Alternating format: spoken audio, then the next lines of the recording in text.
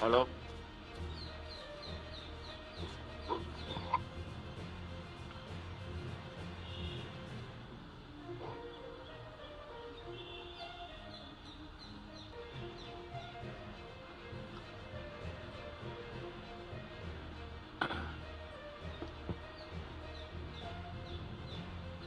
आप सबको मालूम है,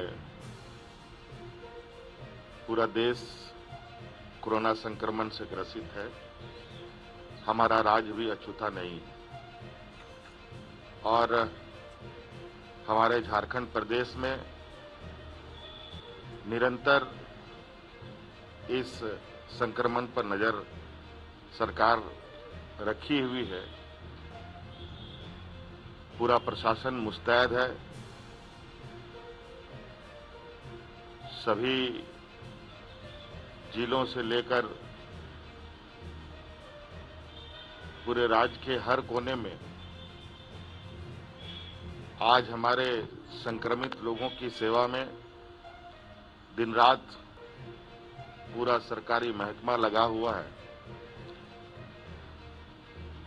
और इस संक्रमण में सर्वप्रथम लोगों को ऑक्सीजन युक्त बेड की नितांत आवश्यकता पड़ रही थी। इसको ध्यान में रखकर हमने कुछ दिन पहले कोविड सर्किट का शुभारंभ किया। उससे बड़े पैमाने पर हमारे संक्रमित लोगों को, जिनको ऑक्सीजन बेड की आवश्यकता होती थी, जानकारी के अभाव में उनको ये पता नहीं चलता था कि बेड कहां पर है, ऑक्सीजन युक्त बेड कहां है, तो उनको उस जगह पर पहुंचाकर राहत दिया जा रहा था। हम समझते हैं अभी सबसे पहले इस संक्रमण में जो जरूरतें हैं वो आम व्यक्ति को ऑक्सीजन की सख्त आवश्यकता होती है, उसके बाद दवाइयों की आवश्यकता होती है। इस तरीके की प्राथमिकता को ध्यान में रखते हुए आज हम लोगों ने एक और पहल प्रारंभ किया है। ऑक्सीजन को लेकर जिस तरीके से आए दिन अस्पतालों में खत्म हो जाने से अफरा तफरी मचती रही है, आज हम लोगों ने एक संजीवनी वाहन को प्रारंभ करने का निर्णय लिया है और इस संजीवनी वाहन में अभी पहले चरण में हम रांची से शुरू कर रहे हैं। इन ट्रकों में ऑक्सीजन लदे रहेंगे और जिस हॉस्पिटल में भी ऑक्सीजन की कमी आएगी तत्काल ये ट्रक वहां रश करेंगे और उस अस्पतालों को ऑक्सीजन मुहैया कराएंगे। और इसमें जीपीएस ट्रैकिंग सिस्टम भी हम लोगों ने लगाने का निर्णय लिया है ताकि किसी भी कीमत पे किसी भी अस्पताल में ऑक्सीजन की कोई कमी ना हो। अभी रांची जिला से ये हम लोगों ने प्रारंभ किया है।